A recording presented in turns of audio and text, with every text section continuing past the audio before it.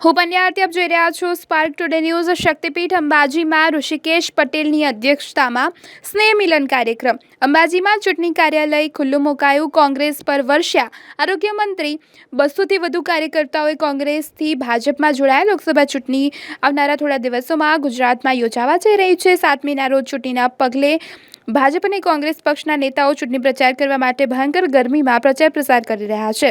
તેવામાં જો વાત કરવામાં આવે તો અંબાજીમાં ઋષિકેશ પટેલની અધ્યક્ષતામાં સ્નેહ મિલન કાર્યક્રમનું આયોજન કરવામાં આવ્યું। બનાસકાંઠો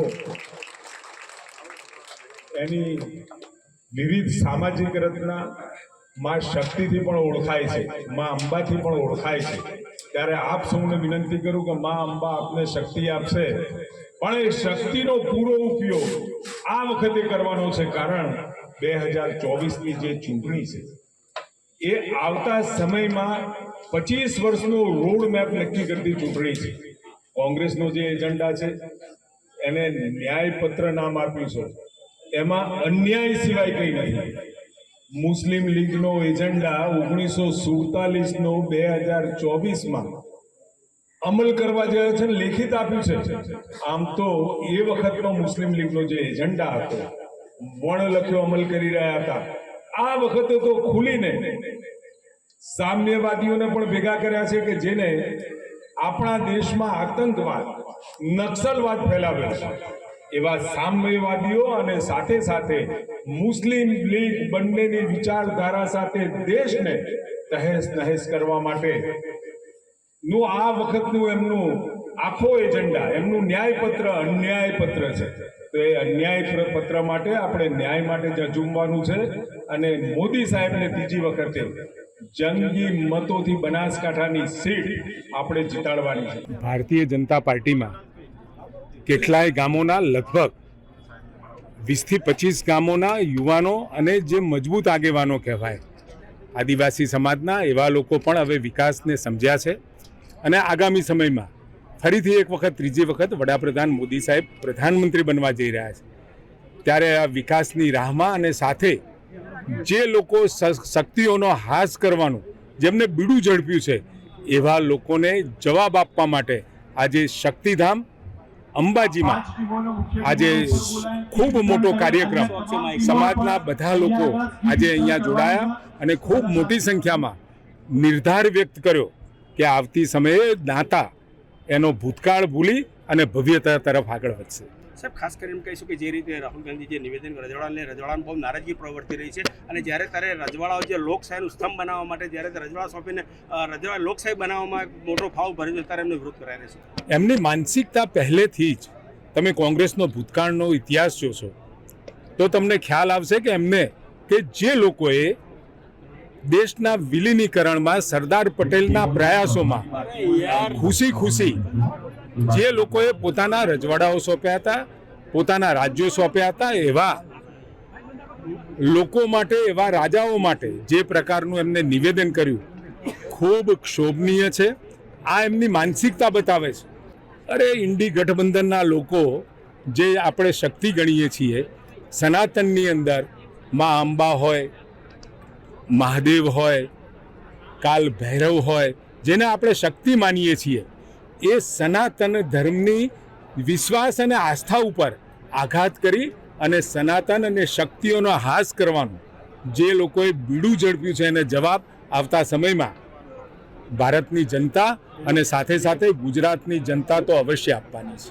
જે રીતે આંદોલન ચાલી રહ્યું છે એ સુધી એક આપનો વાત ખાસ કહેવા માગું છું કે રૂપાલાજીએ જે વાત કરી એ સદંતર ખોટી હતી। સ્પષ્ટ રીતે તમામનો વિરોધ છે। ભારતીય જનતા પાર્ટીની અંદર રહેલા આગેવાનો પણ સ્પષ્ટ રીતે માને છે કે એમની ભૂલ હતી। આદરણીય રૂપાલાજીએ પણ કહ્યું છે મારી ભૂલ હતી। પક્ષના વડા તરીકે પોતાની જવાબદારી સ્વીકારી અને CR પાટીલ સાહેબે પણ કહ્યું છે કે મારી ભૂલ હતી। બીજા આગેવાનોના અનેક પ્લેટફોર્મ ઉપર આ વાત કરવામાં આવે છે। 16 તારીખ સુધી નોમિનેશન, 22 પછી ફોર્મ ખેંચવાની છેલ્લી તારીખ સુધી તમામ આગેવાનો ચૂપ રહ્યા। પછી હવે જ્યારે આખા સમાજને ફક્ત રાજકીય સમીકરણો સાથે કેટલાક લોકો, આખો સમાજ નહીં, ક્ષત્રિય સમાજ, રાજ કરવાવાળો, ભૂતકાળમાં 5000 વર્ષથી 500 વર્ષ આ દેશ પર રાજ કર્યું છે, એ સમાજની સમજણ છે. રાજ કઈ રીતે કરી શકાય એની પણ સમજણ છે. એટલે જો કોઈ એવું મનમાં લાડવા વાળતા હોય કે આખા સમાજને ગેરમાર્ગે દોરી શકાય, એવું નથી. પણ સમાજને ઘણી વખત ઉશ્કેરણીજનક વાતો કરી અને અત્યારે રાજકીય માહોલમાં, ચૂંટણીનો માહોલમાં ઉશ્કેરણીવાળી વાતો કરી અને ક્ષુલ્લક લાભ કઈ રીતે લઈ શકાય એ વાત લઈને ઘણા બધા નીકળ્યા છે. તમામ સમાજના આગેવાનો ભાજપ સહિત, અમને તો ભાજપૂતો કહ્યા છે તો પણ અમે બોલ્યા નથી. રાજપૂતો નહીં, ભાજપૂતો અમને વ્યક્તિગત અમારું અપમાન કર્યું છે તોય અમે સહન કર્યું છે. એવા આગેવાનો નહીં કે જેમનું સમાજમાં કોઈ ઋણ નથી, સમાજમાં કોઈ યોગદાન નથી, પોતાની વ્યક્તિગત છબીઓ ચમકાવવા માટે સમાજનું નેતૃત્વ કરી અને સમાજના યુવાનોને ઉશ્કેરી રહ્યા છે. આજથી આની શરૂઆત કરી છે એટલે માટે કહું છું, ક્ષત્રિય સમાજની સામે નહીં, ક્ષત્રિય સમાજને બતાવી દેવા માટે નહીં, ક્ષત્રિય સમાજની સાથે છીએ, એની લાગણી સાથે, માગણી સાથે બધા જ. પણ હવે જ્યારે રાજકારણના મેદાનમાં, ચૂંટણીના મેદાનમાં જવાનું છે ત્યારે ક્ષત્રિય સમાજના તમામ ભાજપ સાથે જોડાયેલા આગેવાનો ભારતીય જનતા પાર્ટીનું કામ કરવાના છે અને અપીલ પણ કરવાના છે. આજે બધા આગેવાનોને બોલાવ્યા હતા, એમના મનની અંદર જે વાત હતી અમે સાંભળી છે, અમારી વાત પણ કરી છે. એક આગેવાનને બનાવવા માટે સમાજે 20-25 વર્ષના ભોગ પછી એક આગેવાન ઉત્પન્ન થતો હોય છે.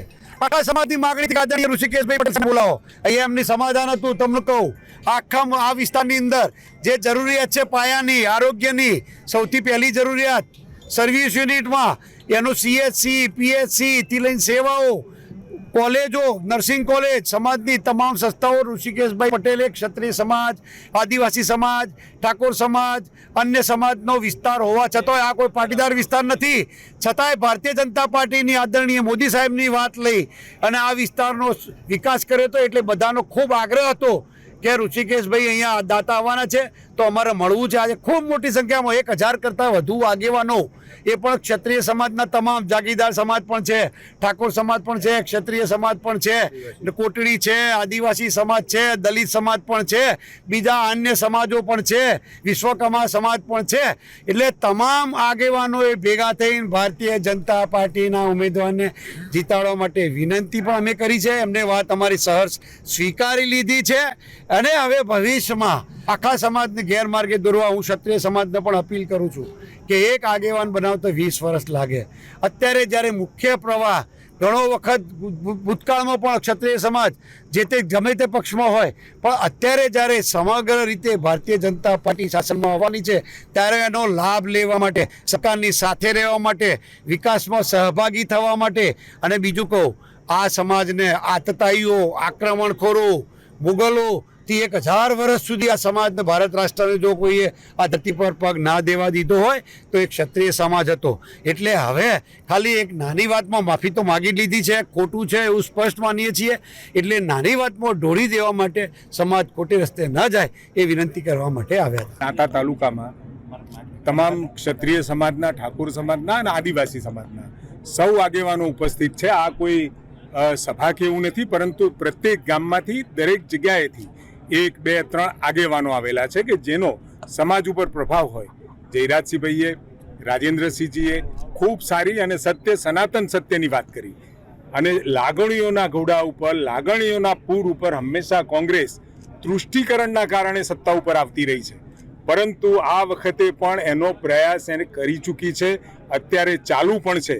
પરંતુ મારે કહેવું જોઈએ કે હવે ક્ષત્રિય સમાજને પણ ખબર પડી છે અને એ તમામ સમાજ ક્યાંક નાના મોટા યુવાનોને બહેકાવવાનું, માતા બહેનોને બહેકાવવાનું કામ એ લોકો જે કરી રહ્યા છે, પરંતુ ભારતીય જનતા પાર્ટી સાથે સંકળાયેલો સમાજ હોય કે કોંગ્રેસ સાથે સંકળાયેલો સમાજ હોય, હું એવું માનું છું વ્યક્તિગત રીતે કે સમાજની પ્રગતિ હોય અને એક સમાજની પ્રગતિ નહીં, તમામ સમાજની પ્રગતિ હોય તો ગુજરાત આ વિકાસના રસ્તે ચાલી શકે.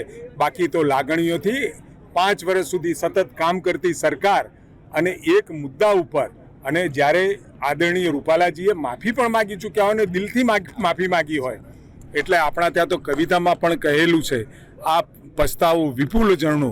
અને મને વિશ્વાસ છે ક્ષત્રિય સમાજ પણ બિલકુલ આમાંથી, યુવાનો અને માતાઓ બહેનો પણ આ લાગણીથી પર થશે. ક્ષત્રિય સમાજ એક જ છે, પરંતુ ક્યાંક ગેરસમજ પણ થઈ હોય અને ક્યાંક વ્યક્તિગત પણ વાતો આવતી હોય, એટલે મારે એ બાબતમાં કંઈ કહેવું નથી. પરંતુ એ મિત્રોને પણ મારી વિનંતી છે કે હવે ગુજરાતને અને સમાજની વાત કરી, સમાજના વિકાસની વાત જ્યાં થતી હોય ત્યાં એ બધા ઊભા રહે તો મને એવું લાગે છે કે સમાજનું હિત કર્યું કહેવાશે.